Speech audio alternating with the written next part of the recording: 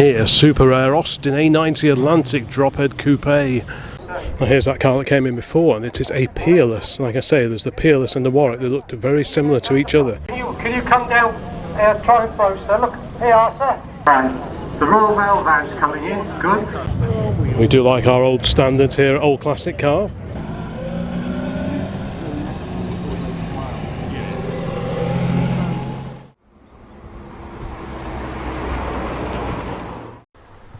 Well, welcome to the Old Classic Car channel. It's early Sunday morning, and today I am off down to Malvern for the Classic Car show at the showground down there. I've not been there for at least 15 years or so the MX-5 is going to be pressed into service for this particular trip, and hopefully it'll be quite an enjoyable day. The weather forecast is looking good, and there's usually a good mix of interesting old cars down there that we don't normally see at shows up here, so it'll be quite exciting. My youthful assistant has declined the opportunity to come with me today, so Batman will be without Robin, but not to worry. Let's fire up the mighty MX-5 and head down to Worcestershire and see what we can find.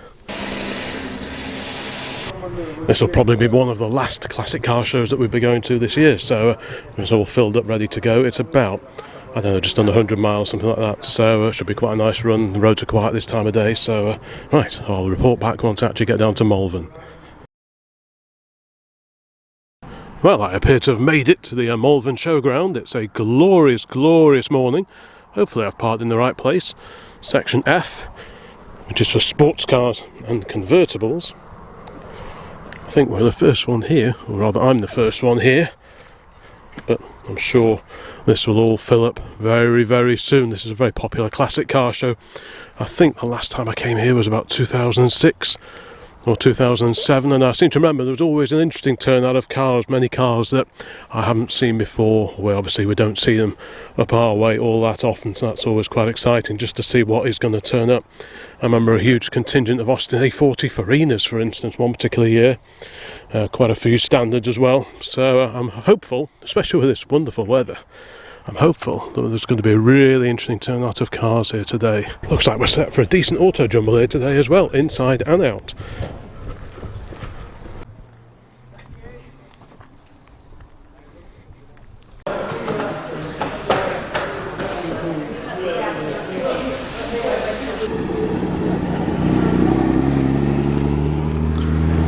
Well, I think we'll wander over to the entrance and watch some of the arrivals coming in, I think.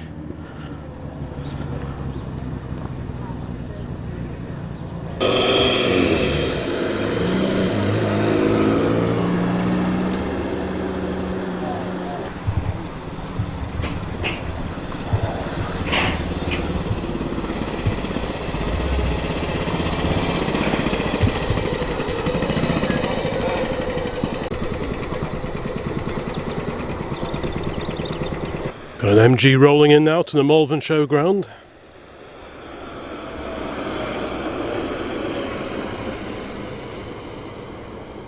Well, I said before about seeing cars that I've never seen before, and what is this?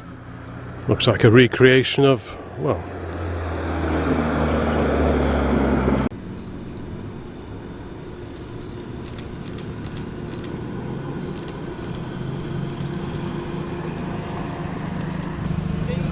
really smart little Ford Anglia coming in now.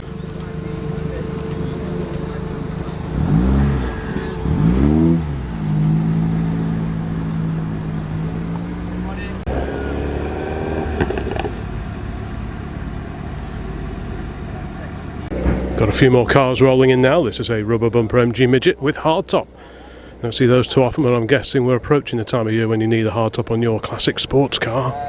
Behind the midget we've got what I think is an RS Capri.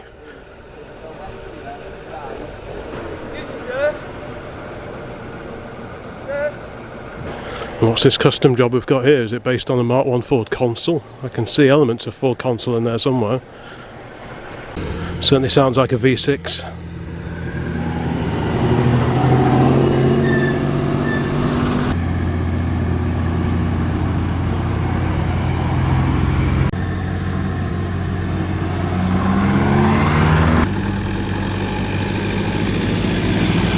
Somewhat modified looking Morris Minor here. I wonder what the story is with this particular car. Big wheels and tyres. I'm guessing it may not have the original A series under the bonnet of that one. While behind that we've got a very fruity sounding Chevrolet. Yeah, this is based on the Chevy 3100. You can see quite a few of the half-ton pickup trucks, the occasional van, but this appears to be a station wagon version of some description. If you could let me know in the comments what particular model we're looking at here is, that'd be great. But what a cool looking thing that is. It looks like it's on air suspension as well.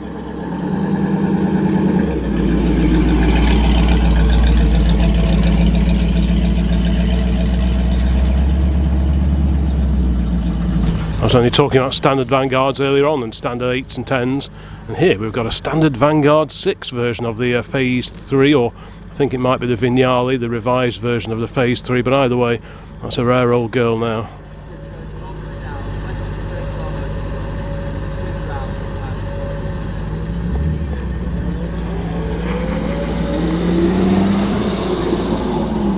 Perfect for a stay in the Malverns, not just a one-day car show, is this fantastic camper based on the Mark I Ford Transit.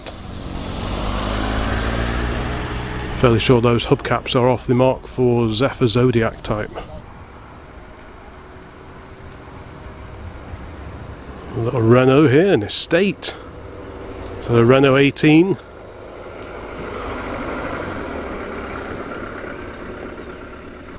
Got a TR6 rumbling in now on this wonderful autumnal day.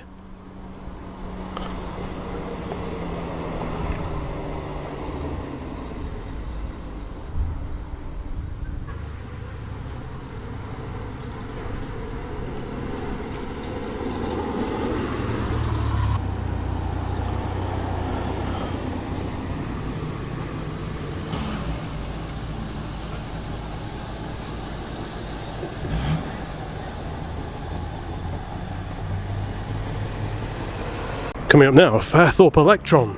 This is the Electron Minor.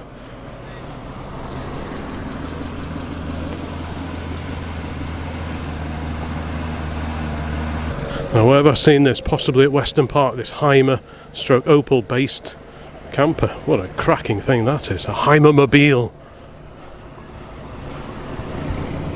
What a bonkers looking machine that is. Yeah, it appears to be based on the Bedford CF, looking at those wheels. Just try and keep up with it as it speeds along behind the Electron Minor. Yeah, this was parked up in the commercial vehicles section at Weston Park earlier in the year. This show, this classic car show here at Malvern, is organised by the same people as the Weston Park show, so it makes sense that one or two of the vehicles are familiar from that particular event. But as we're all the way down here, we should see plenty of cars and other vehicles that we haven't seen before, so I'm really looking forward to today. A couple of classic Triumphs here now, both in white. We've got a Herald 1360 convertible. Behind that, a Triumph Vitesse convertible, 1967. Morning, a 2 litre car, very nice. The early ones, the Vitesse 6, had the 1.6, but this is a 2 litre. Following the two Triumphs, a wonderful Austin Mini Mark I.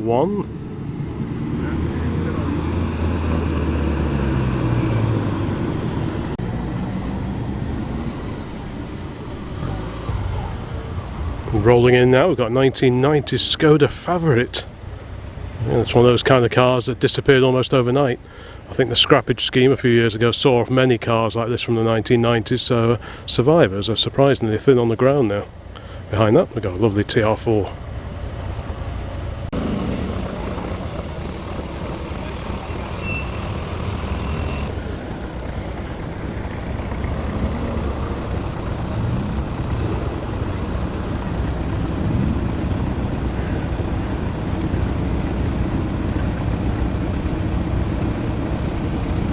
Loads of cars and little vans pouring in now. Got a little 100E Prefect there, very nice too.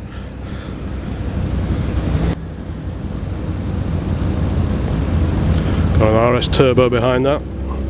Mark II Ford Fiesta XR2. Golf GTIs, Subaru. There's a bit of everything here today.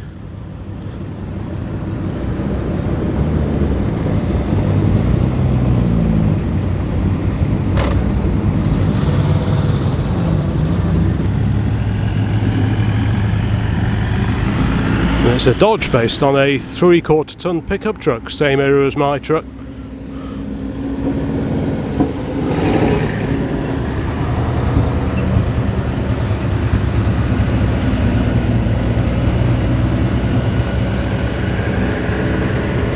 Slightly modified Ford. Electric fan whirring away in a Hillman Avenger. Big Chevy fleet side behind that, fleet side pickup.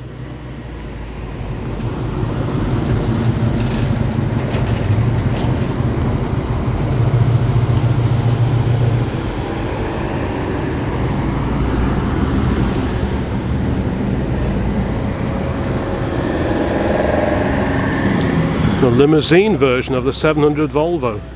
Wow. I've got the brochure somewhere for that.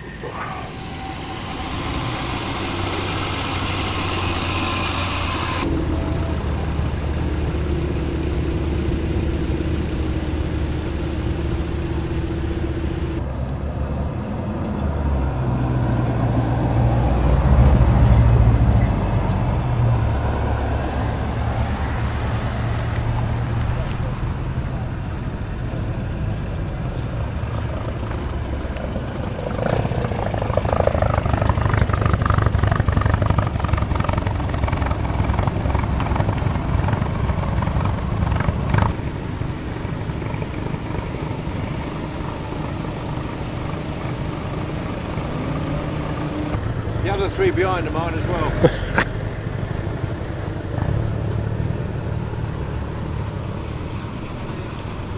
Wow, that's an intriguing little thing. These are made in Italy, but for the French market apparently.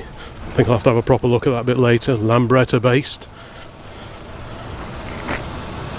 Behind this wonderful little van, Pat 1, the Lambretta-based van, we have a pre-war Daimler 15. That's a very smart car indeed.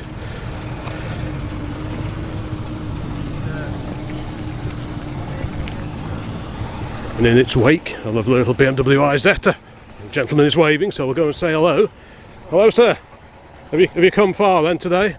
From Course. Course? Yes, Course in Staunton. Oh, right, yeah. Near Gloucester. Oh, right. About 20 miles. 20 miles. That's a cracking day for it, isn't it? Beautiful. Yeah, it's fantastic, isn't it? Is this a regular haunt then, this one, is it? First time we brought this one here. Is it? With COVID and all the rest of it. Yeah. But we'll be back. Yeah, jolly good. Yeah, some good stuff here today. Right, nice one. Cheers. Look at that, an Austin Metropolitan. These were originally built for Nash in America. Austin built them on Nash's behalf, and then after a while Austin badged up and sold their own version of the same car. You could get the fixed head, which is this one, or a convertible. What a crazy looking car that is.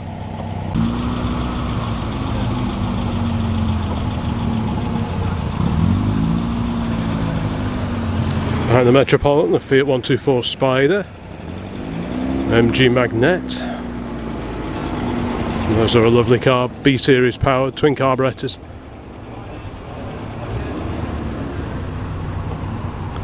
Porsche 928, car of the year, 1978.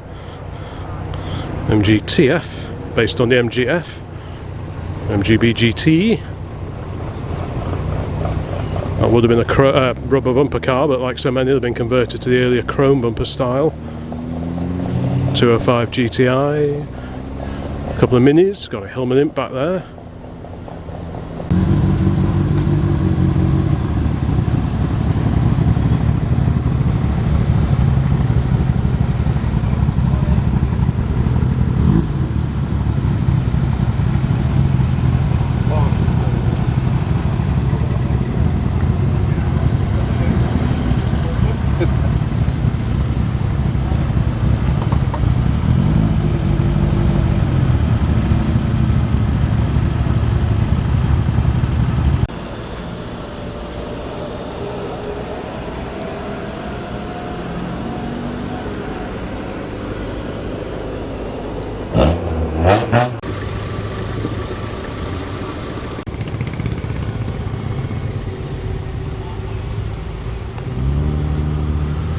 Wonderful old Jaguar there on Wolf Race alloys. So what's this, a 420G? So this will be the revised version of the Mark 10 if you like. A wonderful little moggy traveller. The Ford Consul Capri.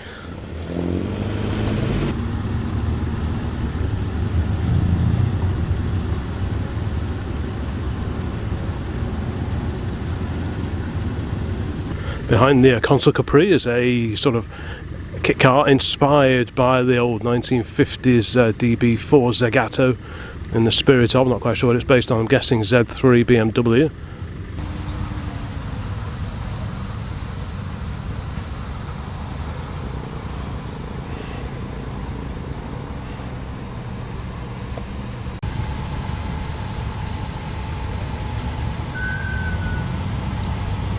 I don't see too many of the Mark 1 Granadas around nowadays either. Behind that, so we've got MGB GT, rubber bumpers, really nice little midget there, round wheel arches, rear wheel arches, and behind that, what a Bobby Dazzler, Morris Z van. This was a little 500 weight Royal Mail van. These were used all over the place, so pre-Morris Minor vans. And that's a really nice little survivor, based on the Morris 8 running gear.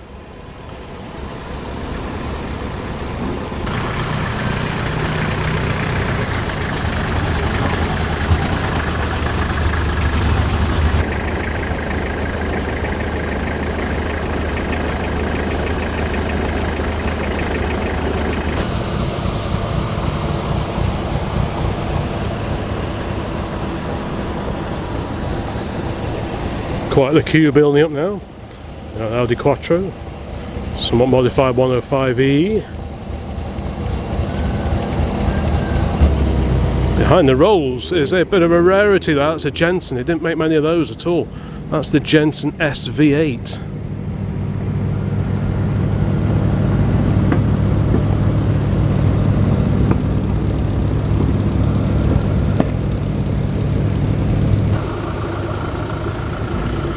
Sort of 70s or late 1960s, early 1970s Cadillac. Behind that, the Supra and a Daimler. That's the which one's that? The SP250, the Daimler Dart, as it was unofficially known.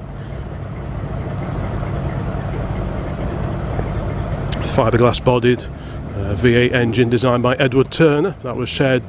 That particular engine was shared with the V8 250, the Jaguar Mark II based Daimler.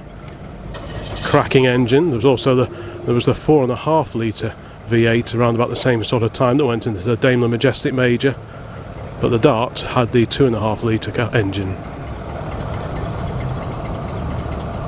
I'm expecting to see quite a few classic commercial vehicles here today at Malvern, and here we have a Thames Trader, a 1965 Thames Trader with a box on the back which looks suspiciously like living accommodation, so it's just perfect for a weekend away as a show like this, even though this is only a one-dayer.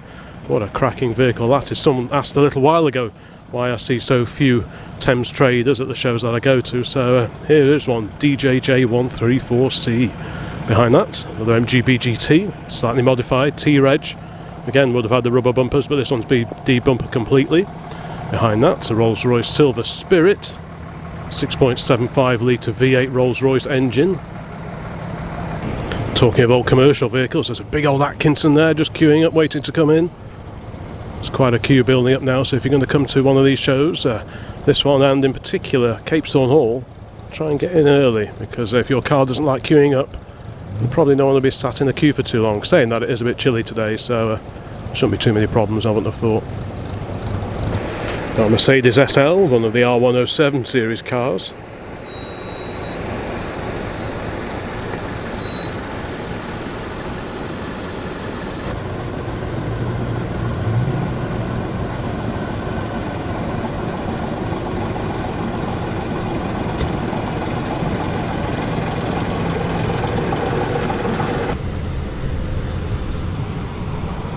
MG 1300, so that was a sporty twin carb version of the AD016. The MG is there was the Wolseley as well, of course, the Riley Kestrel, and the Morris and the Austins, which you more commonly saw. Initially there was the 1100, then the engine was enlarged to 1275 and it was rebadged as the 1300.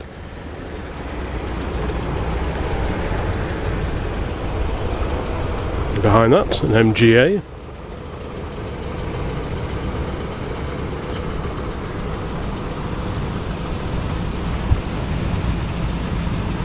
I used to own and run one of those many years ago. That's an Austin A55 Cambridge Mark II. They were made from 1959 to 1961. Then the engine was enlarged from 1489 to 1622 and it became the A60 Cambridge. Various changes to the grille as well, of course, with the big fins as well on the earlier cars, these particular cars. So that one there is about 59 to 61, somewhere in that era. Lovely little car. Two-tone paint on that particular car. They also widened the rear track slightly on the A60 compared to this car, the A55 Mark II. So many of these have been scrapped and bang erased, so good survivors are pretty thin on the ground now, especially these early finned cars. Behind the A55 we've got an Austin A35 van with added windows. You can always tell it's a van rather than a Countryman. The Countryman was the official estate car version offered by BMC, but the vans had the vent in the roof. Whereas the Austin A35 Countryman that BMC produced and sold with rear seats as standard didn't have that vent in the roof. The earlier cars had the, you can see these sort of pressed in recesses in the rear wings panel area. They also had those on the doors on the earlier cars, and the A30 van that went before. That's a really nice little car.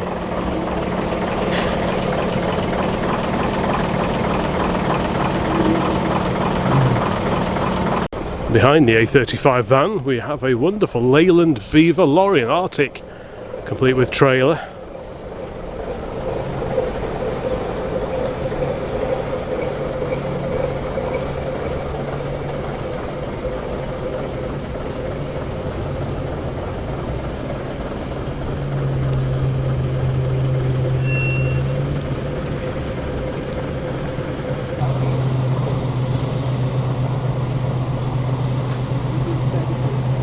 Next up, a Fiat 500 1967 is the registration year for that particular car.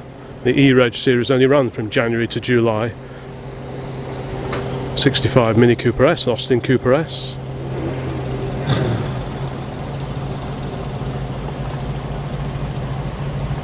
And here, super rare Austin A90 Atlantic drophead coupe. This was the car that Austin thought would conquer America.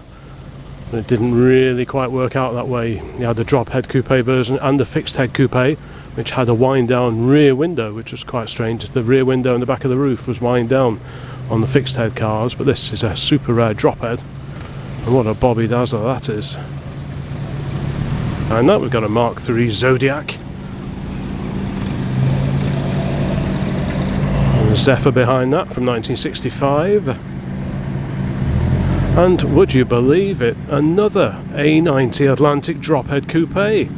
What's going on? Is this a convention? Is this an Austin Counties car club meeting? I wonder if they've got a club stand here, because you hardly ever see one of these, let alone two. What a treat that is.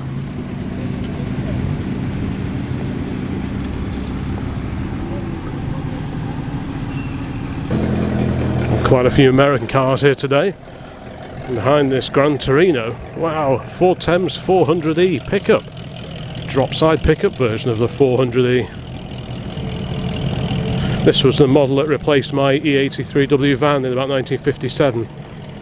You so rarely see these, they're just rotted out for England. That is great, I'd love to take that one home with me. Sunbeam Rapier. Wonderful split screen VW pickup. Wow. I guess the design of these was always going to be compromised a little bit because you got the engine at the back, so the load bay was actually quite high in these. If you look at the tailgate, you can see just how high it is.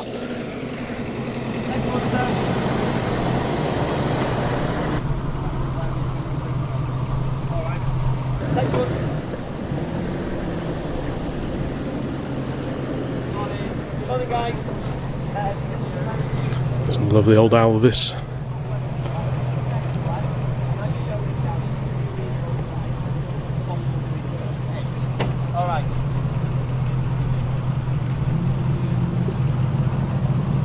Morning, Rolls Royce Club. Yes. Hi guys, years of age, 1980, 83, second date. We're gonna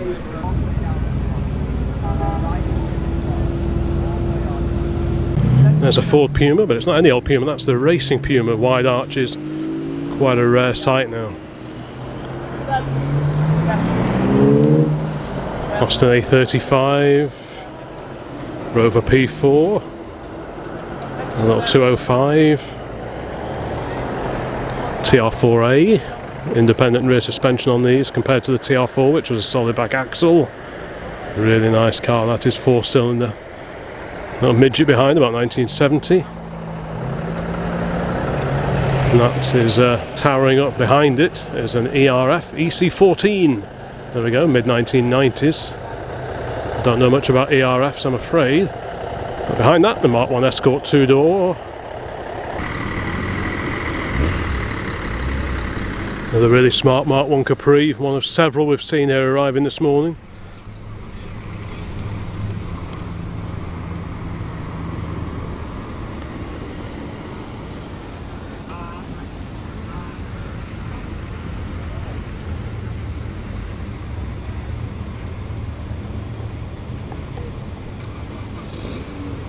An interesting Dodge pickup. It's a Little Red Express they call them. Not quite sure why, maybe you know. Let me know in the comments. But yeah, I've certainly heard of those and they are quite scarce now. Behind that, 4-door version of the Ford Corsair. Staying with 4 doors, the Granada Mark 1. Bonny little Austin A30 2-door. You can always tell the A30s from the A35s by the chrome grille as opposed to the painted grille. Different gutters, different back window. The A35 had a much larger rear window compared to the 30.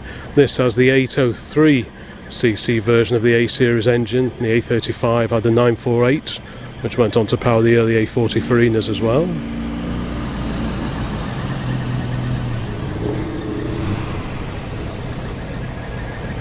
Wow, mighty Zephyr Estates, look at that.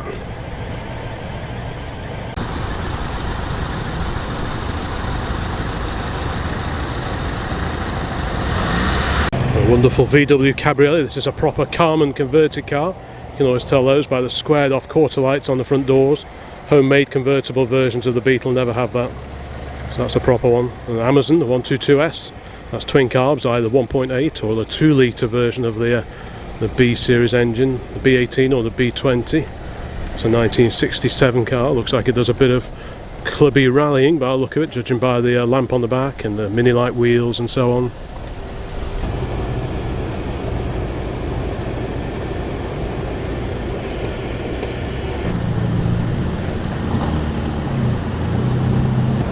Another modified 105e Anglia JEY, so that's a North Wales registration number behind that.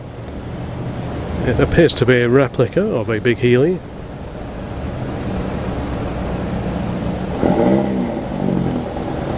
Quite a convincing replica, I must admit. The registration's a bit of a giveaway and the door handles, but yeah, lovely car. A couple of more kit cars and a couple of Cobra replicas at the back there.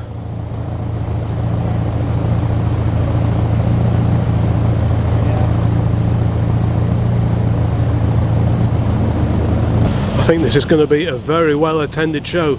It's probably one of the last outdoor shows of the season. There'll be some small gatherings I'm sure, but in terms of the major classic car shows that held outdoors, this is probably one of the last, certainly one of the last that I'll be going to, so I thought I had to try and get down here for this one, because you never know what's going to come along, the weather and so on. So if you get an opportunity to come along to one of these shows, I certainly would do. A great way of spending a day, especially in a wonderful environment like this. Now there's a very nice old Citroen there.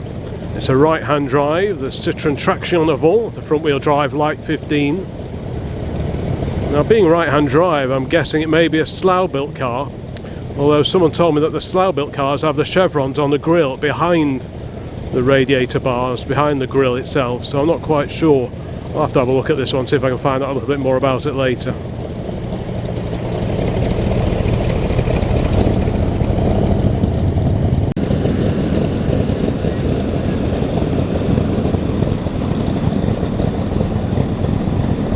Stunning Mark II Ford Zephyr there, the 6-cylinder car.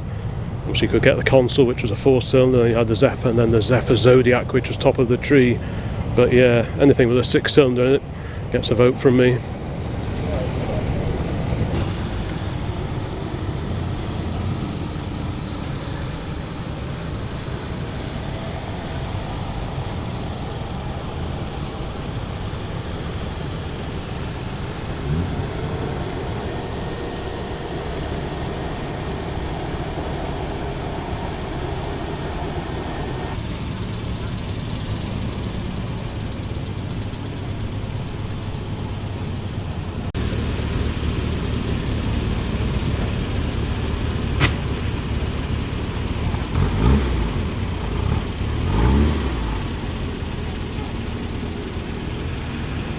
Got quite a few Triumphs heading in now behind this lovely Mercedes coupe. That's what early 1970s, but a fantastic coupe. You more often see the saloons, although you don't see many of those, but the coupe is quite a rare beast now.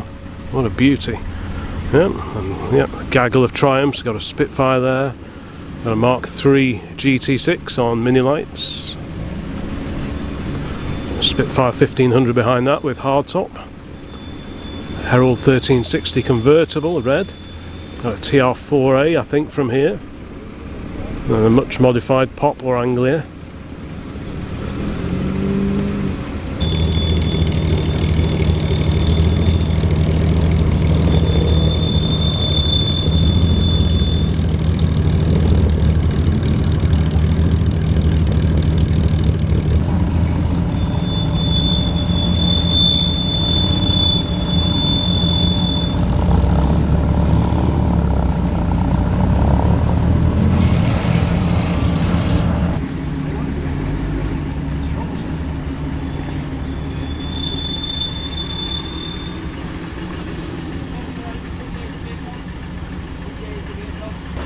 The showground's really filling up now.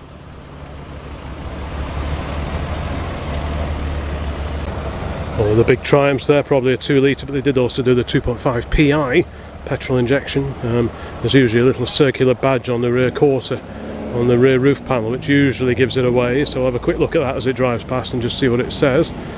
PI, petrol injection. So that's got the Lucas fuel injection, same as the Triumph TR6 and the TR5. Always a little bit problematic back in the day, so they actually canned the fuel injected version of the big saloon after a while and just came up with the 2.5S and the TC, which was on carburetors. It's probably a bit of an easier prospect, but yeah, seeing that, and it sounds wonderful. Sometimes they sound a bit spluttery, these Triumphs with the fuel injected engines, but that one sounded great, as does this wonderful Rolls Royce.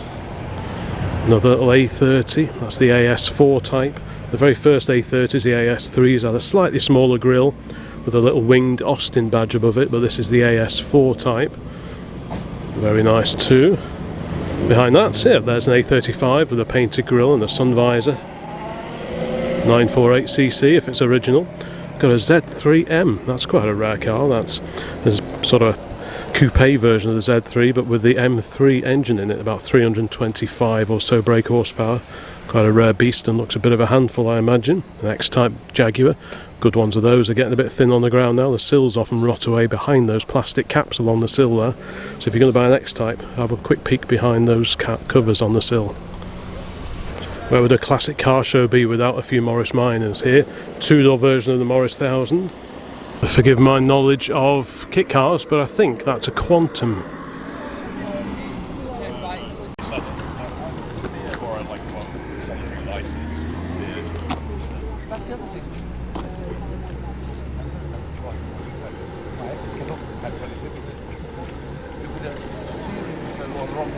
Well, there's a car dear to my own heart, an Austin A40 Farina Mark 1. I passed my test on ours back in 1987. Quite a few little baby Austins here today, the A30s, 35s, and hopefully quite a few more 40s, but I can see lots of A30s and 35s coming in now.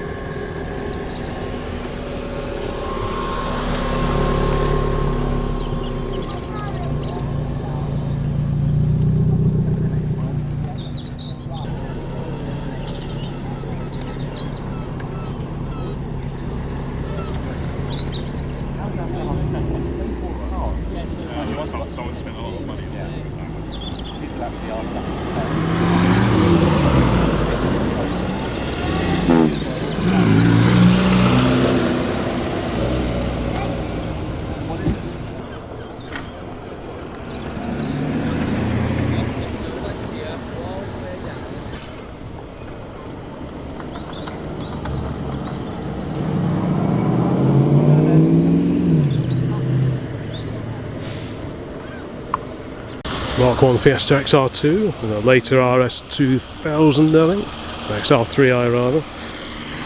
Austin 7 Ruby, Mid to late 1930s. Very cool looking Moggy 4-door. MR2 Mark II. A little smart roadster behind that. A gaggle of slightly later retro or modern classic cars, I suppose you'd call them. I spy something very old in the distance. It's quite an early example of an Austin 7 saloon, a top hat saloon they call them because of their lofty appearance. It's a really nice car. Of course, this year is the centenary of the Austin 7. The first cars came out in 1922.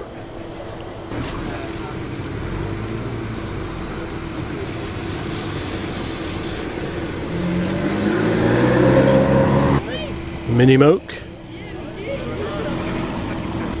66 Jaguar E-Type, the fixed head coupe. Or is it? Now that I stand up I can see that this is actually a 1966 2+2 E-Type. You can see the higher roofline and that chrome strake along the top of the door. That tells you from a distance that we're looking at the 2+2, which is a bit of a more practical version of the E-Type. Really smart car, the 4.2.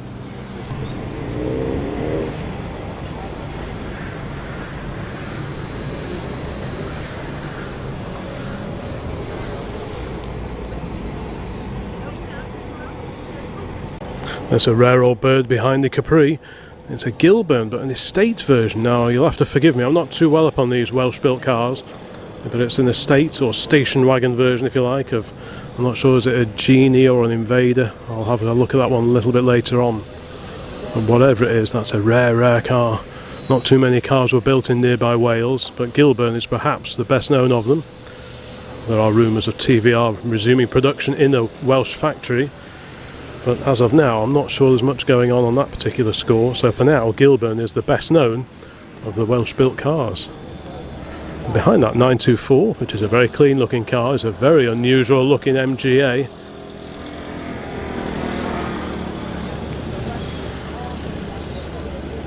I wonder what the story is with that particular car. Behind that another Daimler, and that's the third of the SP250s I've seen coming in today.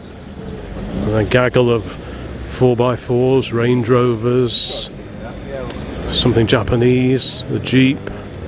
Many 4x4s have gathered together, presumably parked up somewhere nearby, just so that they could all come in together this morning. What a sight.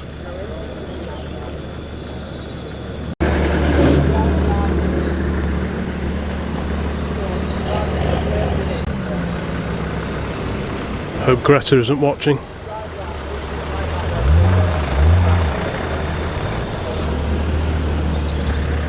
Well, there's an interesting Renault 5. It looks like a GT Turbo 2. That was the rear engine car designed with a Group B rallying in mind. About 1984, that particular car. There was a Turbo 1 and the Turbo 2. I'm not quite sure which one this one is. Most of the ones I've seen are Turbo 2s, but it doesn't say Turbo 2 down the side, so it could be a 1. Please forgive my lack of Renault 5 knowledge, but I do know it is a factory built, rear engined Renault 5 rally car. Yeah, it is a Turbo 2.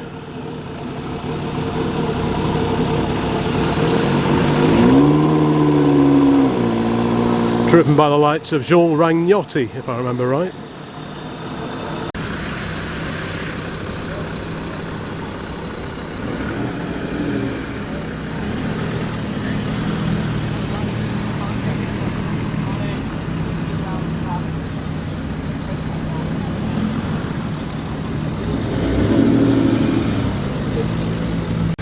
I used to run one of these until a few years ago as well. It's the facelifted version of the Land Rover Discovery 2. They're only made for a couple of years, about 2002 to 2004.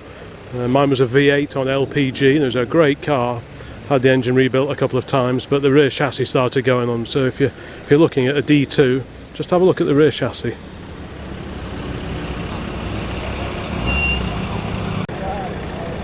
Still plenty of classics coming in though. Got a Moggy van, the Morris Minor-based van, late 1960s. Ooh, what's that down there? A Lancia Appia.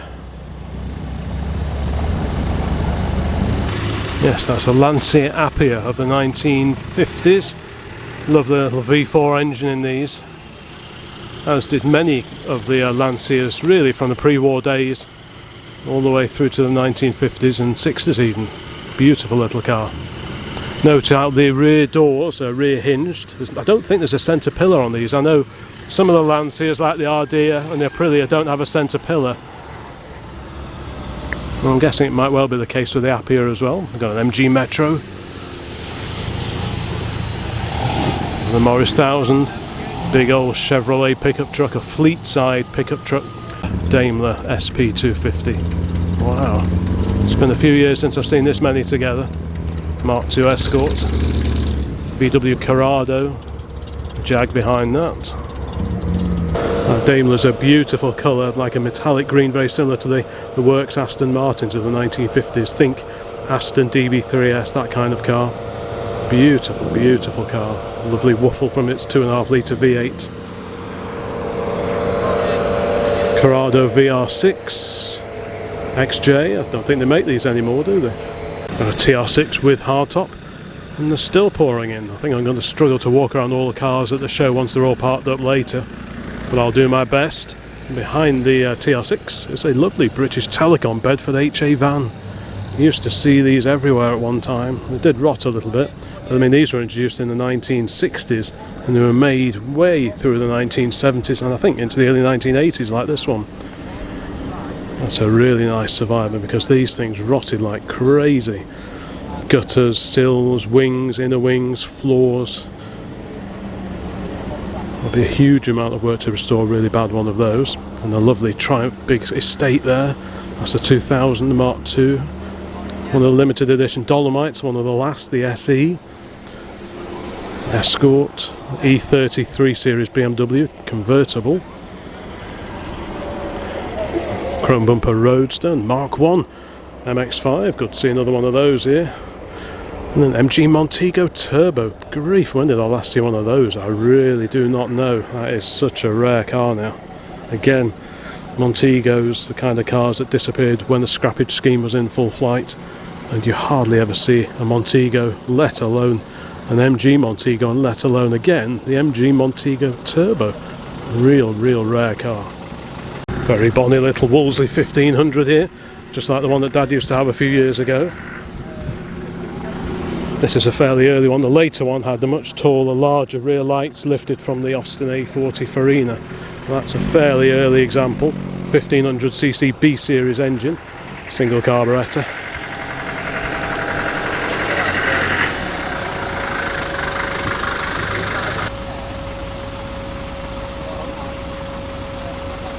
I remember as a kid in the 1970s, a neighbour of ours had one of the very first Range Rovers just like this, the two-door, a classic Range Rover if you like, 3.5 litre V8 Rover engine, sounding particularly healthy, that one as well. Wow.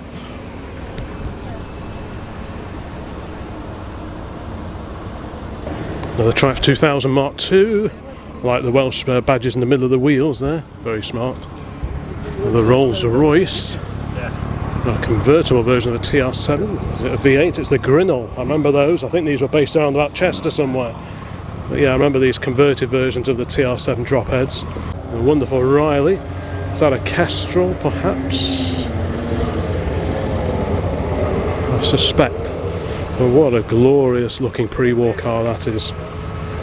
You don't see too many pre-war cars at these shows, but when they do turn up, when they look like that, it's such a treat to see them.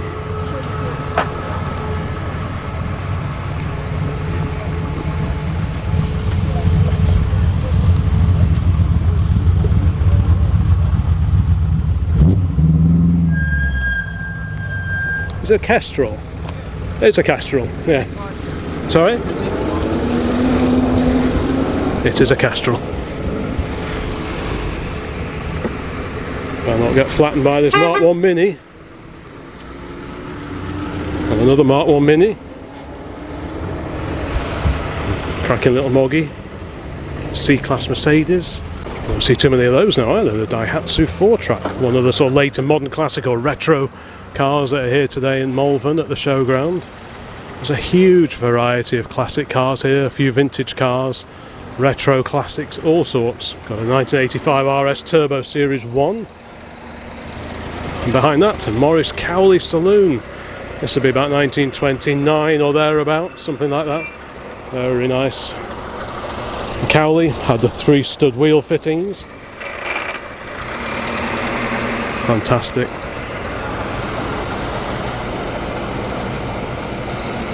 Really cracking example of the 1275 GT there. That was a spiritual successor to the Mini Cooper and the Cooper S in the early 1970s.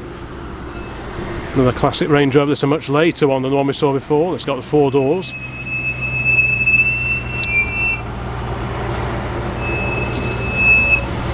Mini pickup, a Morris Mini pickup, that's quite a rarity.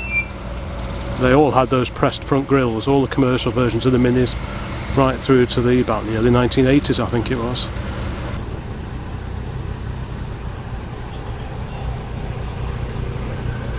The Mark 1 MX-5, or in this case the Unos. This is a Japanese market car that would have been brought into the UK at some point in time. Very similar to the UK market cars, but there were a few subtle differences. Really smart example of the MG Magnet there.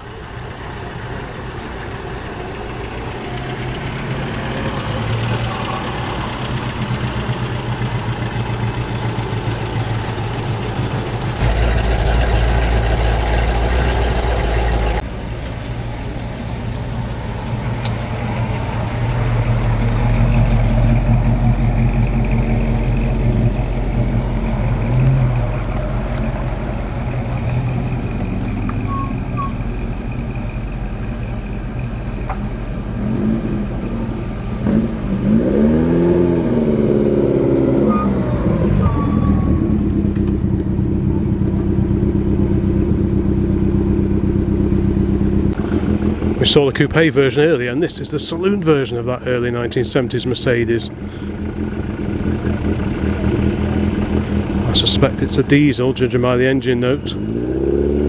Basically that car would run forever. Another Daimler SP250. It's certainly coming out of the woodwork today down here in Malvern. Modified MGB GT behind that. And the late 1930s. What car is that behind? I think I'll have to have a closer look. Pretty sure that's a Chevy 2-door coupe, or coupe as the Americans would say. Sounds sweet as a nut, that does. Very similar sort of styling to the front of the old Dodge truck we've got at home. Absolutely wonderful. You can see Chevrolet hubcaps. What a stylish bit of just what a stylish car that is. Now this is a car that I quite like to own. This is the Wolseley 1550. This is basically the revised version of the Wolseley 444, but in this car they installed the 1500 B series engine. So that would make for a very usable car.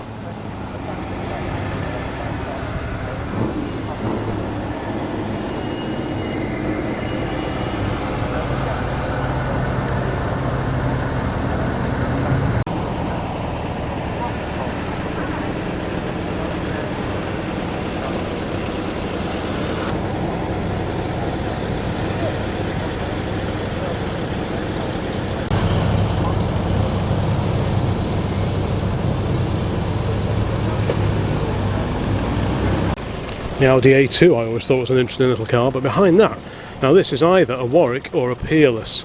I'm not quite sure which one. These were Triumph based if I remember correct. Is it a Warwick or a Peerless? Peerless. Peerless. Which came first? Peerless. Peerless was first, was it? Oh, well. Prototype was Warwick, then Peerless, then Warwick. Oh. Then Peerless again. Jeez. There you go.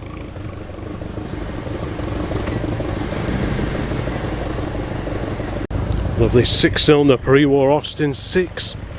Original registration as well, JD6025. What a beauty that is. I'll have to stand back just to fit that one in. Wow. Such a clean car, and it's so good. You know, you get some of the doommongers saying no one's interested in pre-war cars anymore, but I'm not sure that's entirely the case. Yes, they might take a little bit of getting your head around sometimes some of the technology compared to a 50s or a 60s car, but to drive a pre-war car is such a treat. It's such a nice thing to poodle around in. If you've not tried your hand at driving a pre-war car yet, I strongly recommend giving it a go. I haven't seen too many Jaguars yet today, but here we've got a lovely 66 Mark II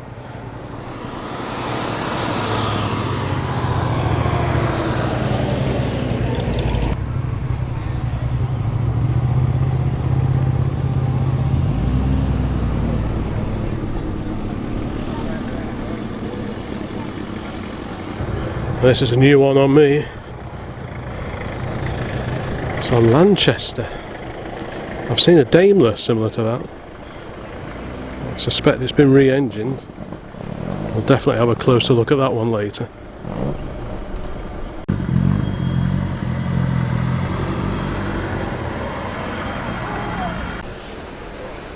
One of the sort of the Mark II versions of the VW Siroccos. That's a GT.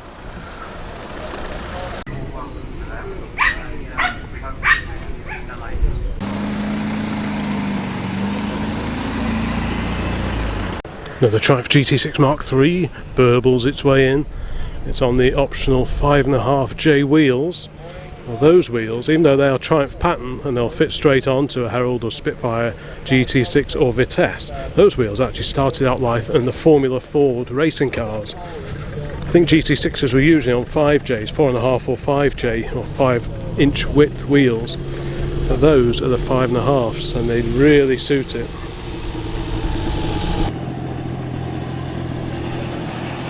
Morning, sir. What year is it? That's a BSA Scout. Lovely little Moggy 1000 here on its original registration. No one's ripped the number off it yet, so that's wonderful to see because so many of these more affordable cars have lost their registrations over the years.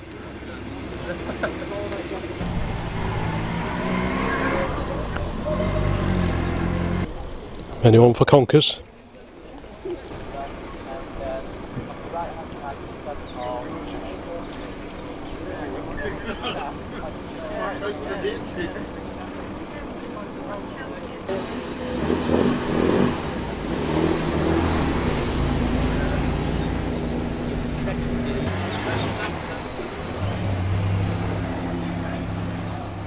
I suspect that's probably most of the cars in here now, so let's have a quick scoot around. I won't show every car parked up because I showed so many of the ones that were arriving, but we'll just have a look and see what's interesting and that catches my eye. First off is this very interesting looking Lanchester. Like I say, I'm sure I've seen a Daimler similar shape to this before, and by this point in time Lanchester was part of Daimler. What a cracking radio that is. Yeah, that's a real rare car.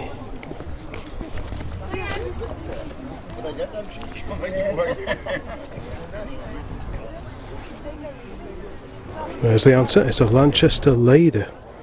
I've seen the saloons, never a roadster like this.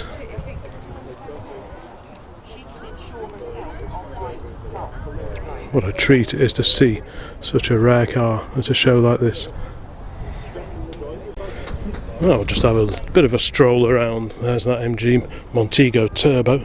Like I say, there must be single figures left of those. There's that RS Turbo, little Rover, and the Sirocco.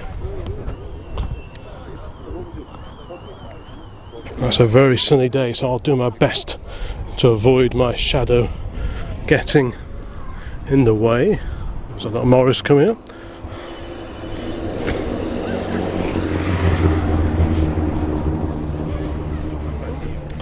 We have here Citroen BX raised up on its suspension, a Mania Spider, intriguing little kit car that came in before. Don't think I've ever seen one of those before. Little Peugeot 106. Now, is this a Tiger? Yep, it's a Hillman Avenger Tiger. Again, quite a rare survivor. Little Peugeot 205 Rally. A 205 van, a GTI, an Audi, the car you always promised yourself. This is 1984 Capri. What's that, about 87, that Orion. A Renault 11, I think. Yep, a Renault 11 GTL.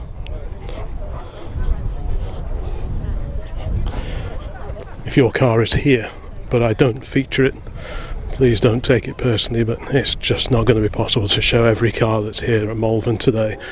but I'll just have a quick scoot around and see how many of the cars I can get in the video, if only for a brief moment. I've got a Morgan, of course you'd expect to see one of those here. The Morgan factory is based in Malvern, just over those hills over there. Got an X300, that's a 6-cylinder XJ. Got a Honda.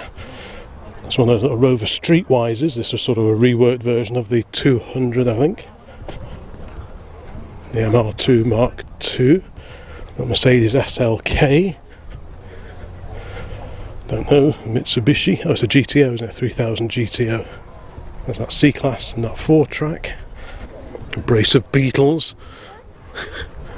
Ammo case.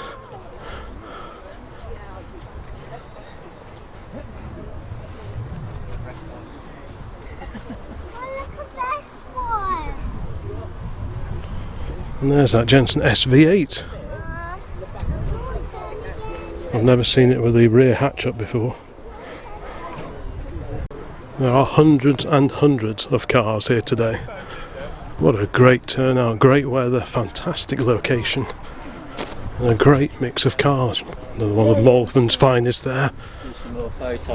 Rangy TF, so the original MGF had the hydrogas suspension, but that went for the revised TF.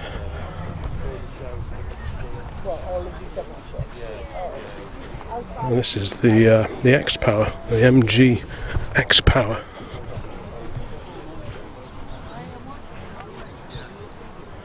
There's that Bedford CF we've seen at Weston Park. It looks a bit like a CF2 from a distance, but I remember a note in the window saying it's definitely a CF, so there we go. It's a CF 230. Very nice. Volkswagen. Many minis, a few Cobra kits, 205. It's a nice van, isn't it?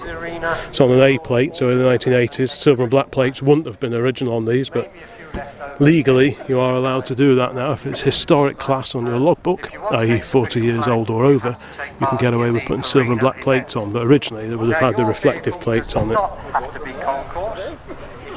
Here's that Volvo 700 series limousine that came in before. What a rare beast that is. I remember, I think I probably said the last time I came to Malvern was about 2005 or 2006, and looking at the old photos, I'm sure I've got a photo of one of these coming in. Now whether it was this one, I don't know, but there can't be too many of them around. 3 sets of doors down either side.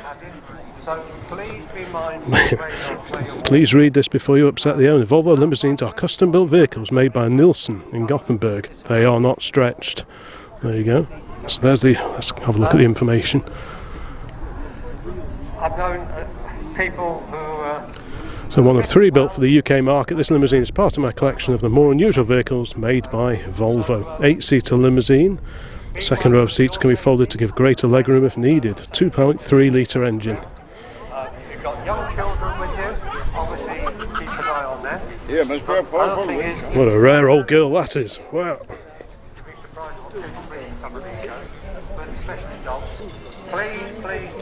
Almost as rare as this Renault 18 Estate. Nice old metal plates on there. Yeah, I love these obscure cars.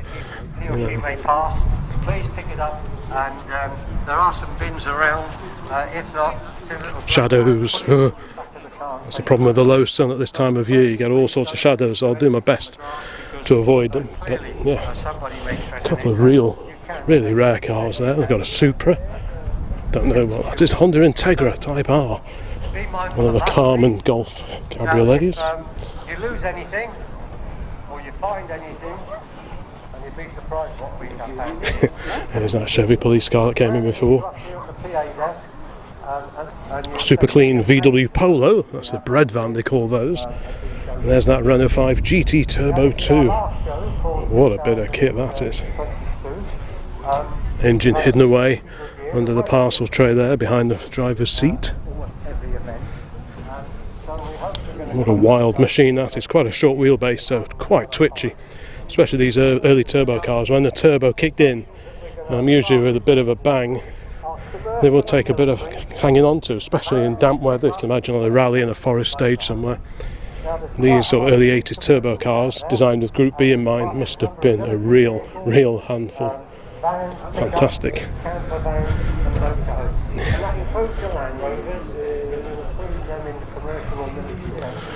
Volvo here, looks like it needs a little bit of TLC. Is it a hedge find, perhaps?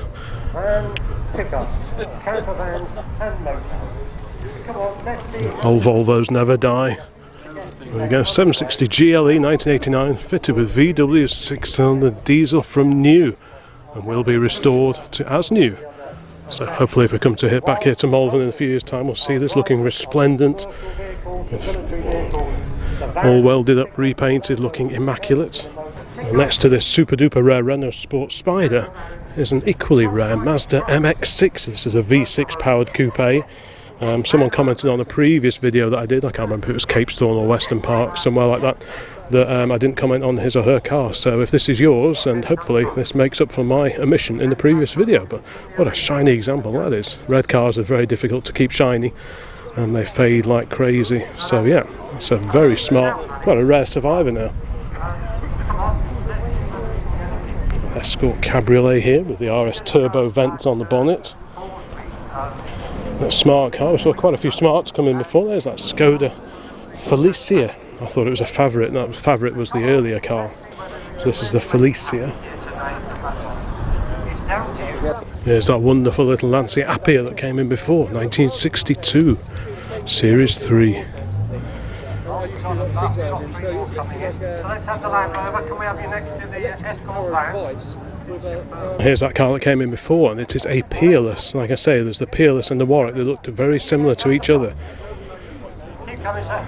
That's a seriously rare bit of kit this is. Now they did spot an information board. Now those rear lights look very similar to some of the Alvises. The TD21 Alvis, I think, had those rear lights, and probably one or two other cars as well. There we go. Yeah, Triumph TR3, 2.2 litre engine, 4-speed, manual overdrive. But anyway, it's a day out. Oh, we got a lovely little Royal Mail. Norwich fan coming in. Look at this big old beast here, Buick. Good heavens above. And only 2 doors.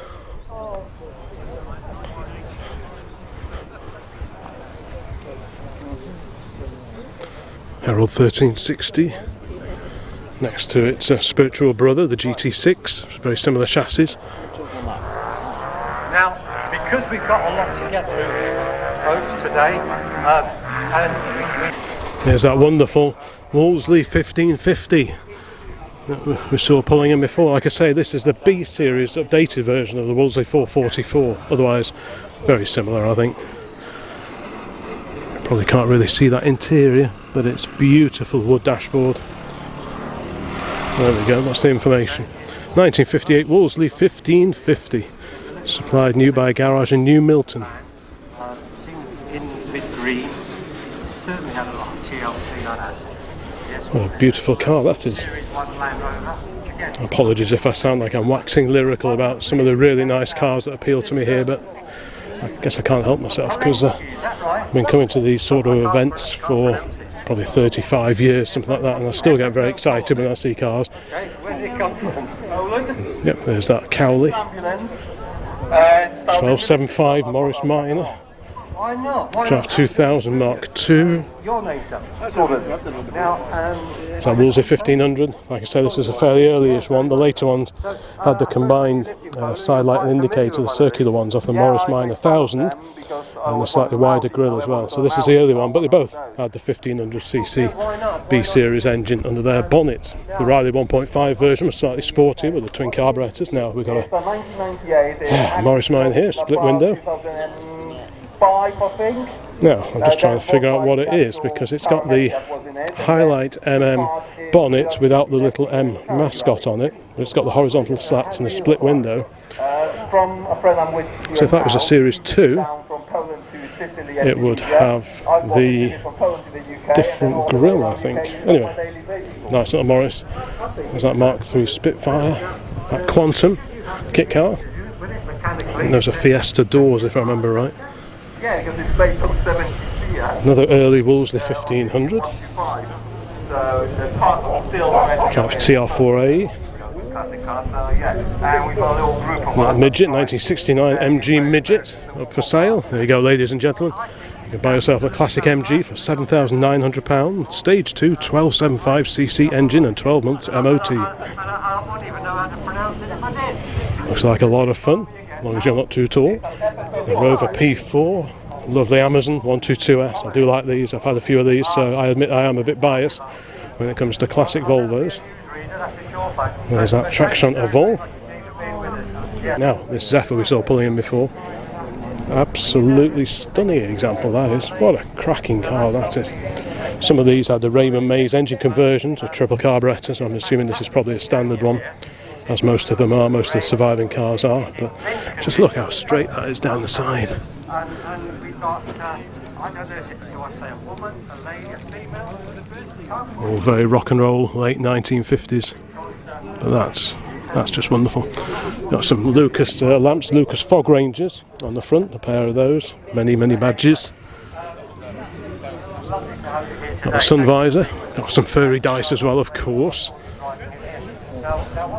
Yeah, that's really nice. I love the hubcaps as well. Those are really groovy.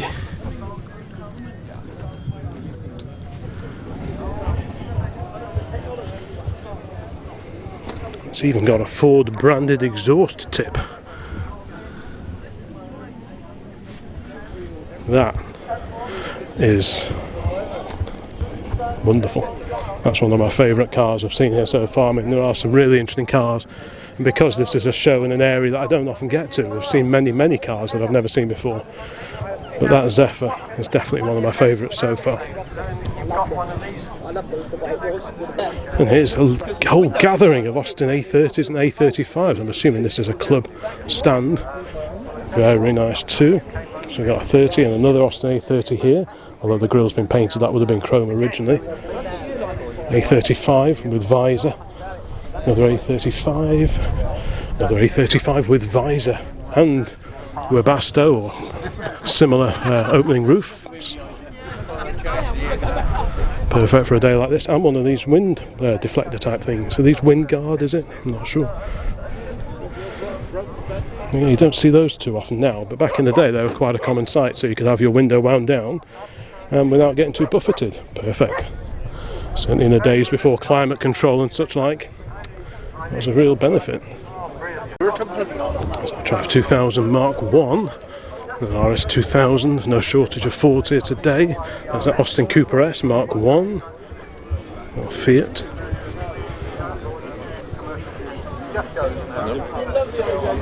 Got a Surrey top on this TR4A. And if you weren't sure, there's this little badge saying IRS, independent rear suspension. That was a big deal, so the Triumph are quite keen on making a bit of a thing of that.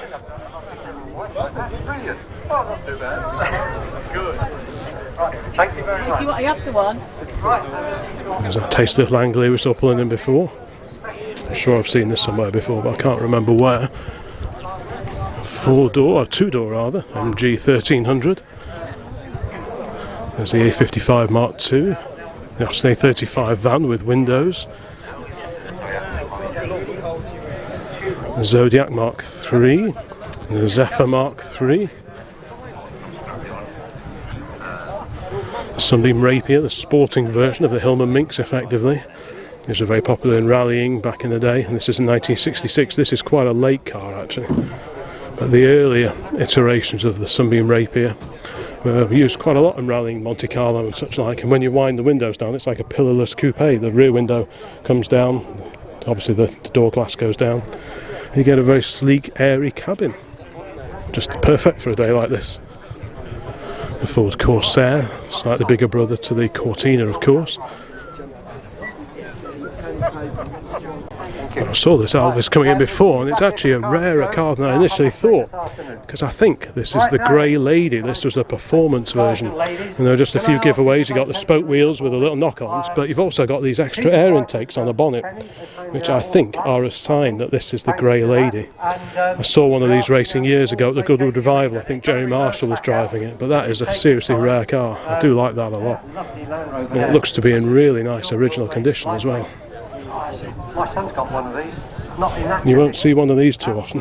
Fabulous. What year is it? 68. Right then. And here are those two Austin A90 Atlantic drophead coupes. And we've got the commentary going, but I'll try and talk over it. Look at that, we've even got a little sticker in the window there for the gear positions on the column gear change. Right, can you come and collect your plaque? Then give the gentleman a round of applause. There's a dealer supplier plaque on the side over there.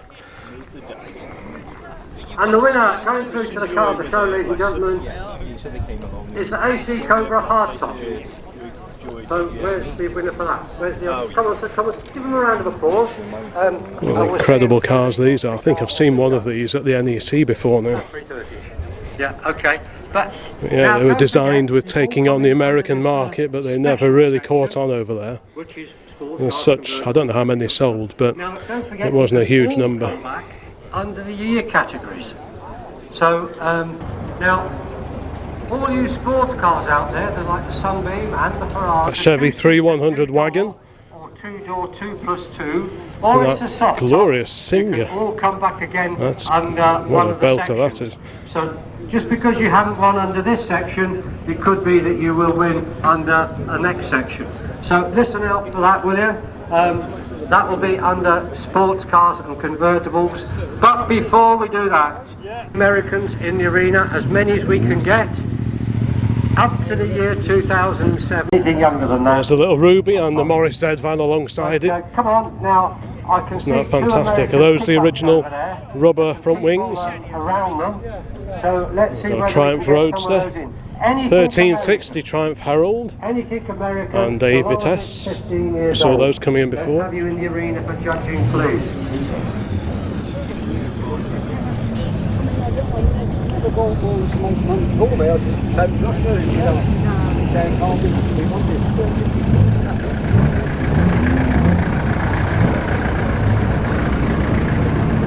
Come on, let's got a little Sebring Sprite here. I can see 2 or 3 Mustangs out there.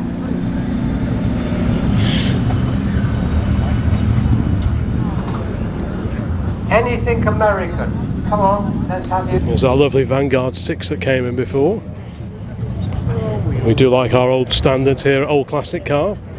And then got Fairthorpe Electron Minor, Mark 1 Austin Mini, the original Mini 7 as they were called. Okay, pre-war Daimler next, the 15-horse saloon. I'm guessing this may be Mulliner bodied. Many of the Daimlers and the Lanchesters were Mulliners of Birmingham. Let's have a look at this board down here. Oh, sorry. Mulliners of Coventry, apparently. I think there are a lot of people saying, yeah, I am made the Rolls Royce or the People come in, you know, we've got the pickups coming in because the size of them. What a beautiful pre-war car that is. And the other one is a Dodge. There really are lovely old cars everywhere you look here, so like I say, I can't really feature them all in as much detail as I'd like to, so these are just some of the ones that stand out to me. But there, this Daimler is absolutely stunning.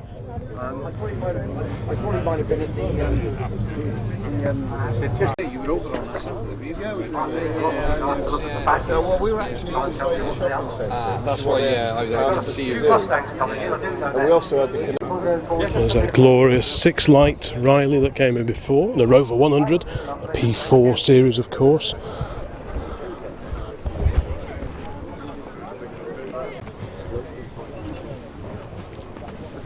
There's that Fiat 124 Spider that drove in before. These were all left-hand drive, I think. That's an interesting alternative to sort of the homegrown MGBs and the Sunbeam Alpines and such like. Very stylish little cars. I like those wheels as well, actually. Quite a rare alloy wheel. Carrying on along the road, Moggy Traveller, 3 litre Granada. It is a rubber bumper.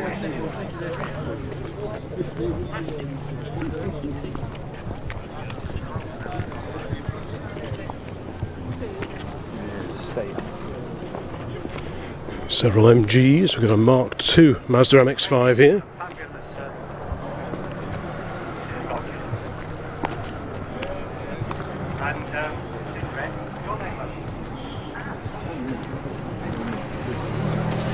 Oh, you want it in the Escort? There's that Light 15.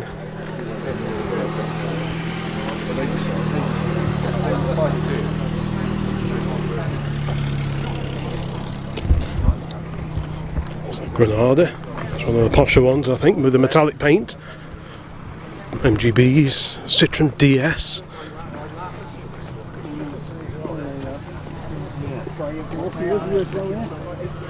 RS 1600, it's a 2000 this one. And here's that MGA. Now what's the story with this? It's obviously a recreation. Is it a recreation of one of the works cars perhaps? Let's have a quick look in the window here. Based on an early MGA 1500.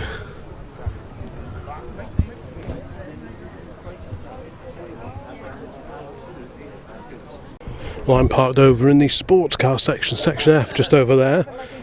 This MX-5 is here. This is a Monaco limited edition. Ours is the California, but there were so many limited editions. There's the Grinnell V8 based on the Triumph TR7, MGB Roadster, and here's that Gilburn.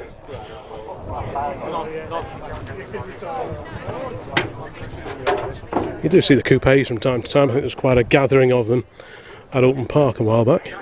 Non-original engine. We've got a Vauxhall Ecotec unit hiding away under there. I imagine that goes quite well. These are fiberglass bodied, so quite light. Like I say, these are produced in Wales, Gilburn.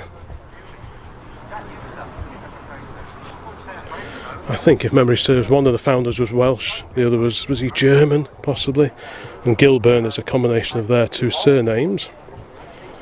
I'm sure a Gilburn aficionado will fill me in. Yeah, that's a real rare survivor, that is. Very similar sort of, similar type of car to sort of your Scimitar GTEs and the Volvo P1800 ES, that kind of thing. But yeah, this is a very rare car indeed. Here's the gaggle of Triumphs that came in before. They all seem to be, well, most of them seem to be Herald based.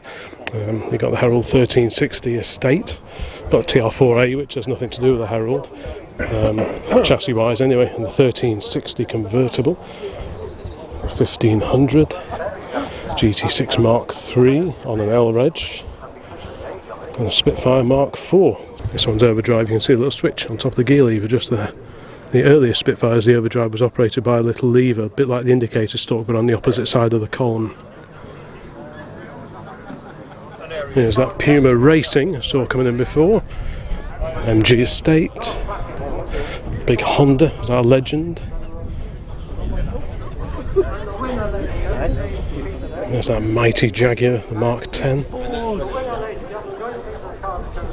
3.8 XK engine, originally under the bonnet of this Leviathan. What a wonderful car that is. You can just see how wide they are.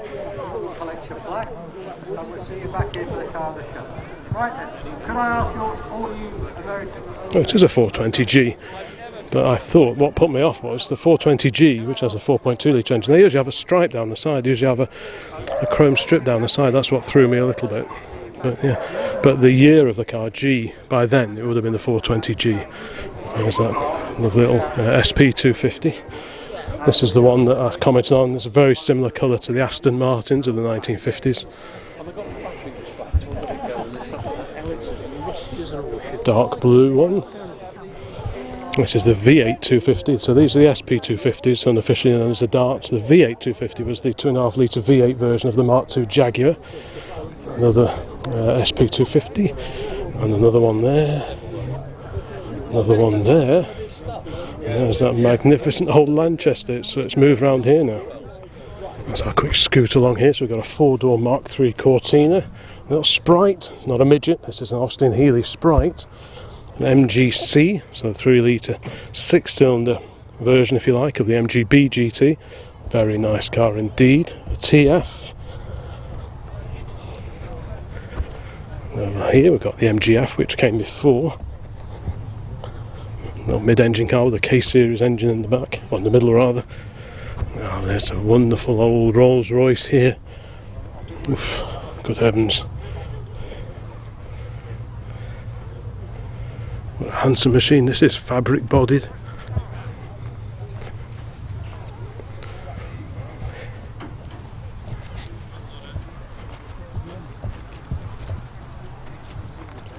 That I do like a lot. There's that Mark 1 Ford Transit and the Heimer, the Bedford CF based Heimer, badged as an Opel. Yeah, I think I first saw this one, like I said before, at Weston Park at the Classic Car Show, same organisers as this event here at Malvern, but what a great thing that is.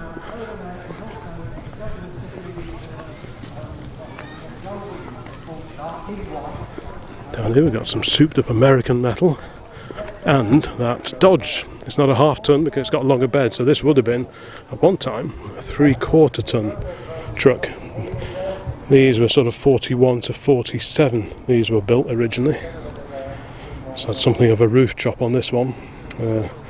Yeah, but yeah, it's good to see another Dodge out and about. Don't see them too often this era of Dodge trucks, so yeah, wasn't expecting that.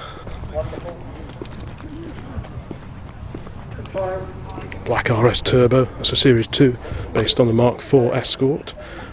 There's the General Lee, the Dodge Charger.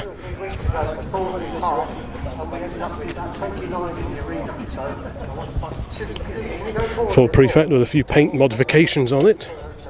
Nice proper old scratchy number plate, which we like.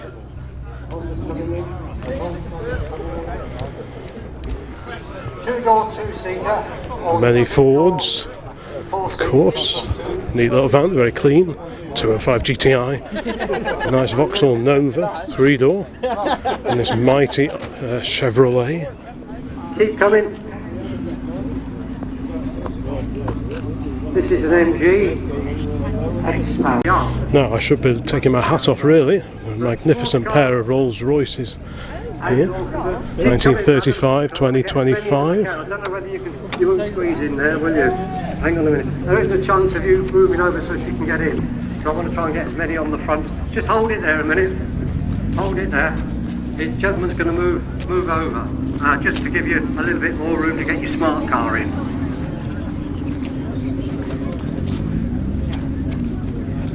Oh, there! I thought it was on the basis. Just go over there a couple of feet and we'll be okay.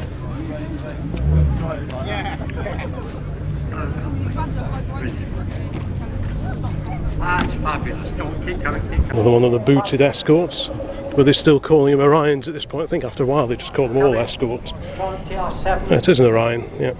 I know the earlier ones were called Orion, but I believe at some point in the production of the booted version of the Escort they simply started calling them Escorts. But interesting, even though it's a saloon, it has got a rear window wiper. I know some people are very fond of wiper related matters. And let's start the third row. Over that way nice and tight. That's one of the Daimlers. Let's have a look at this Chevy. I think it was 1938 we decided this one, a businessman's coupe. I think it's a Riley, but I'm not sure. No, that's the Singer. There's that mighty Cadillac, 2-door Cadillac. You almost need planning permission just to park one of these. Look at the size of it, absolutely enormous. Sports cars and or convertible. Not a smart car coming in. Parked over on its own is this Hillman Avenger, but I didn't want to miss it, so I've scooted over here for a quick look at it. You don't see many good ones of these now. One time in the 70s they were everywhere. I remember a neighbour of ours had a silver one of these in the mid to late 1970s, about 1977 or thereabouts. And I often wondered if it was a limited edition for the Silver Jubilee that also took place in 1977. If you know your Avengers, perhaps you could tell me. There's an Avenger Tiger over the way, but I wonder which is rarer, the more standard Avengers or the Tigers. So I imagine the Avenger Tigers were starting to be preserved a lot, much longer before the more cooking models, if you like. made it into preservation, but that's a really nice car. And a Hillman Avenger Super vinyl roof, I'm guessing that's part of the Super spec. Stripes down the side, wing mirrors. Bit of info on the screen here. If you want to read these, just pause the video. We've got 26. Grasshopper green. Now, I want to find 4 more, so I can break the record for the year. 4.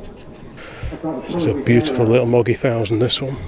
And a Vauxhall Viva HA from 1966. Anyone watching this video remember these? Did you own one of these? Let me know in the comments which of these cars you may have owned back in the day. There's the Hillman Imp. Minis, nice doggy. Mini Wolseley Hornet just through there. Don't want to get in anyone's way. Many, many more minis. This is a Mini 30. This was a limited edition 1989 to celebrate 30 years of the original classic Mini. And we've got a Woody Estate. What a belter that is. That's a Morris badged one.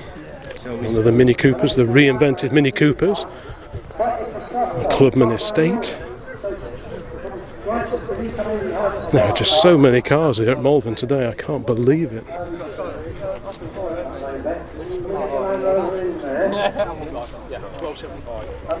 Many, many people here too. Big auto jumble area. I was really impressed with the size of the auto jumble when it was setting up before. We'll try and have a proper look around here a little bit later, but the priority at the moment is just to have a look at the cars.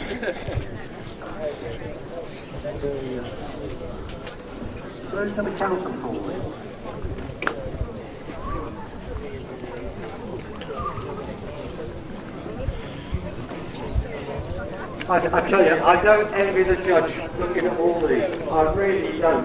From the smart cars, the Porsche, the BMW, the little Singer, the Land Rover, he's going to look at every one of these, the Daimler Dart.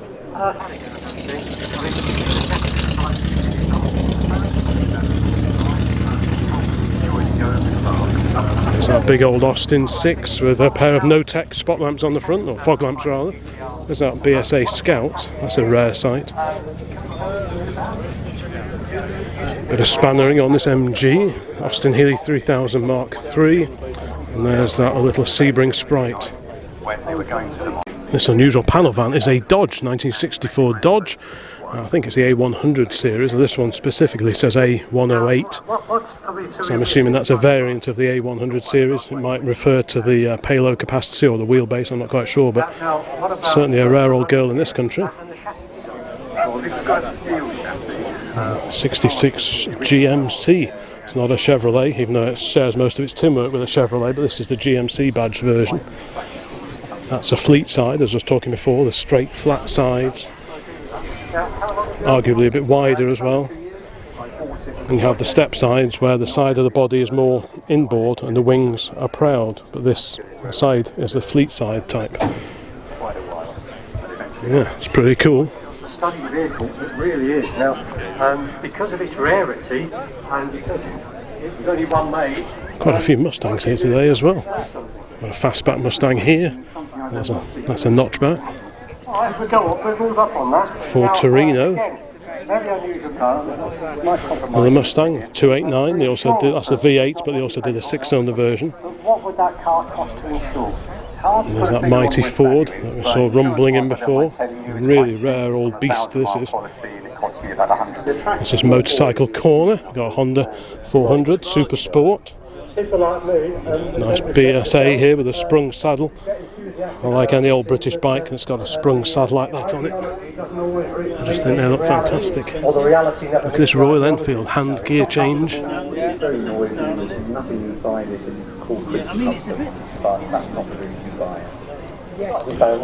the wonderful BSA there, you can just see it through there. Honda 125. Triumph Trident. The Greaves. That's a very popular brand of motorcycle in scrambling, as it was called back in the day, or motocross as it is nowadays. But yeah, Greaves, Dot, Cotton, and so on. We've got a Husqvarna. It epitomises for me what Le Mans and Grand Prix racing is about. BSA, and on the end here we've got a vintage Omega. That's a new one on me. Just have a look, see if we can have a look down there. Try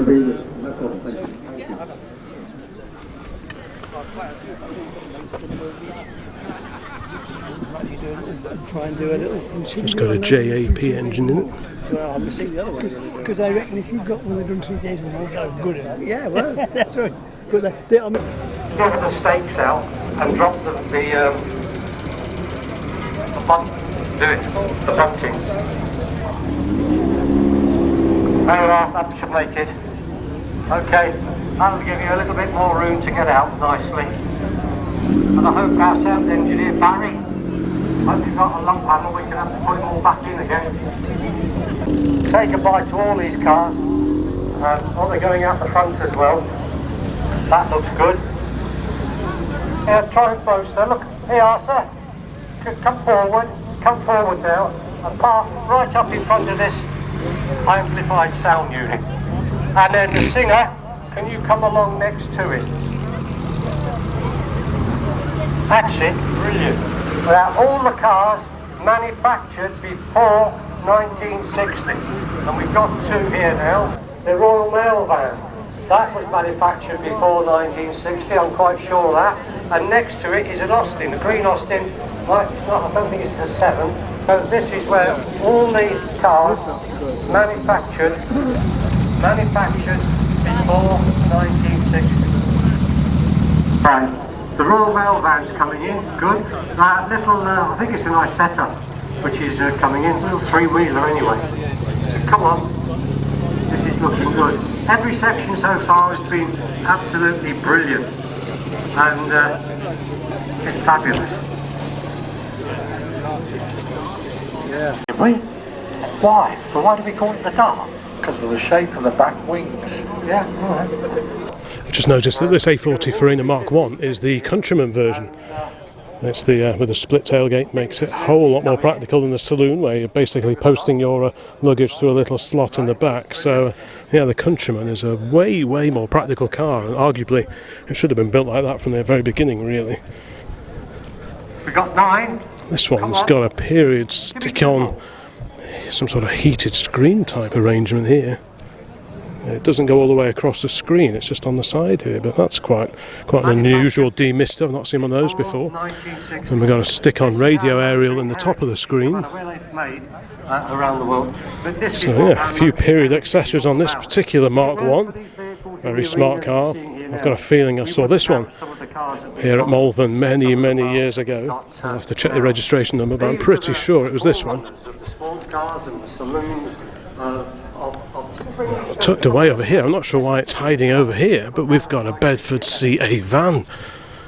So it deserves a bit of a look at, because it's not in the main show area, although it deserves to be. But yeah, so that's a Mark III.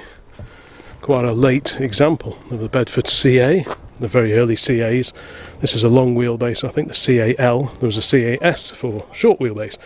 But the very first Bedford CAs, they had the small little split, well, it wasn't even a split windscreen, it was 2 separate windscreens, and then they went to one shallow windscreen on the Mark II, and the Mark III has the one-piece screen still, but it's a much deeper screen, so that's what we're looking at here. But yeah, a lovely panel van version of the Bedford CA. You still see a few campers around, and the occasional ice cream van, but to see a panel van, especially a nice one like this, is a real treat. I know they said there were going to be several commercial vehicles here today.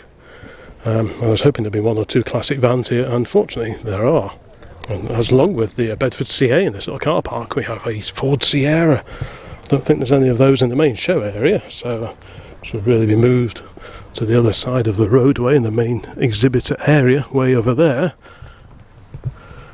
And here, a Morris Marina camper. Is this, I'm not sure, is this a Suntour possibly? I know Suntour conversions were around on the earlier Austins and Morris commercials with the pop-up roof. So my guess is this is a Suntour, but I could very well be wrong, because I'm no expert in anything really, but especially classic camper vans. But yeah, that's a real treat to see that one. Looks very original. Based on the early-ish Morris Marina, that's the early style front. They changed it over the years. And then you had the Ital a little bit later on, of course. But this is the fairly early front for the Morris Marina fan out there. And that's really cool.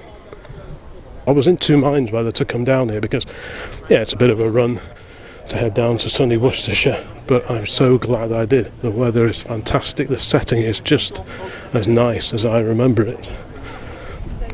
Got one of the Arrow series Hillman Minxes here, very similar to the Hillman Hunter. I'm not quite sure what the difference was between the Minx and the Hunter. I didn't see this one coming in. That wonderful 2000 Estate Mark II. What a fantastic bit of kit that is.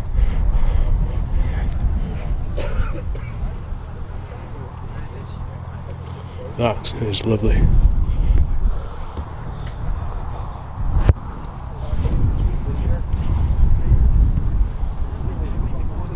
Next to that is the HA, the Telecom HA van, complete with Busby, of course. Busby was the mascot for Telecom back in the day.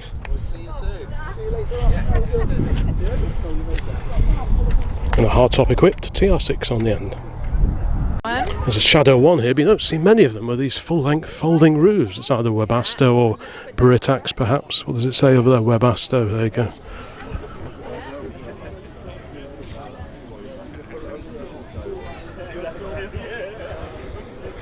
Very nice car indeed.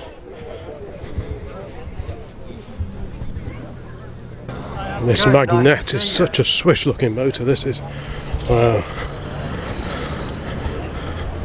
Guessing it's a ZB with a bigger back window. Let's have a look. Oh, it says it was a Veritone originally, that was usually a sign of the larger back window. January 1958. Well, it's like a bit of a competition of it.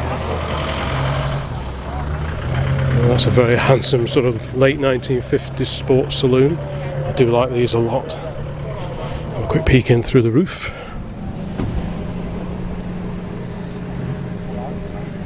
No way. I love the way the back of the bonnet curves around the scuttle there. That's just lovely.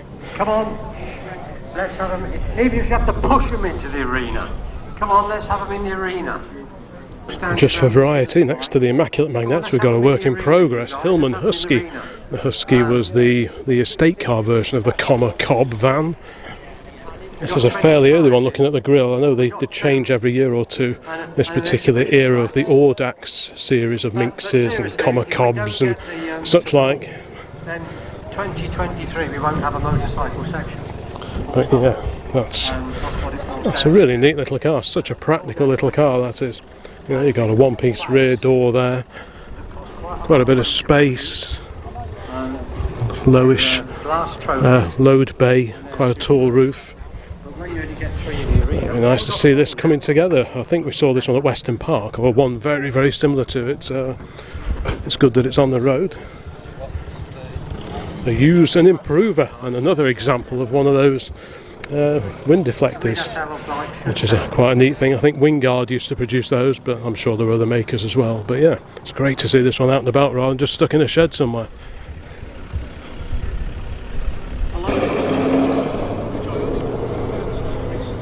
This Mark II Zephyr is a fairly recent arrival as well. Looks like it's been subtly modified. We've got some pretty neat looking wheels, side exiting exhausts under the doors there, pillar mounted lamps as well.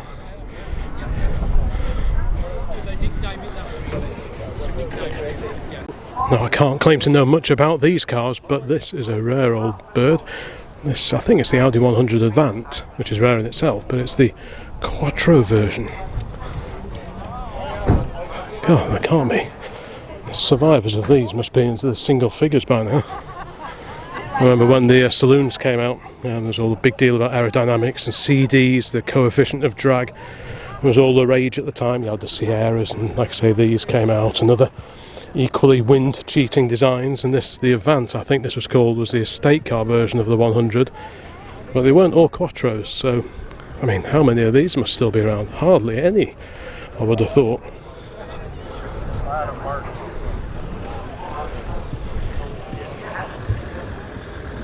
And over here we're in the 80s, 1990s section. And this is a super clean van version of the Ford Escort. This is sort of what, Mark IV, I think that is Mark IV Escort van, effectively. But how clean is that, the interior? You probably can't really see it on the camera, but for a van, because vans were worked hard usually. This is super clean, even under the wheel arches.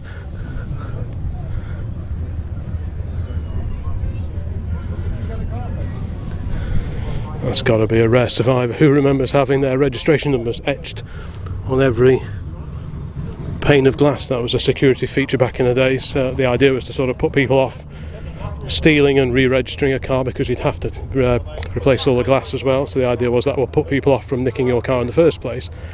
I don't know how effective that was, but that was very much a 1980s, 1990s security mod that many people did. So that hot-rodded pop is going. And many cars have disappeared now. There's quite a few gaps on the field. There's still quite a lot here, but there are quite a few gaps now. But yeah, this is just a super clean car. Look at that. I remember even when they were just a few years old, this era of Escort, the Mark III and the Mark IV, often the battery tray would be rotting away merrily. Everything else would look reasonable, but open the bonnet, move the battery, and there'll often be fresh air under there. So for this one to have survived in this condition, I assume it's been restored. But yeah, that is very, very clean indeed. Brilliant. Mini 1275.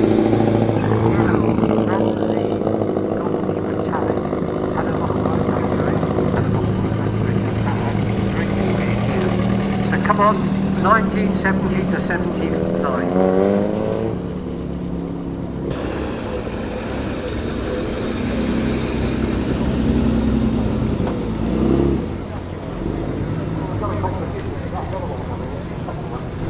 You wish you had a few bottles of that in there. Hello.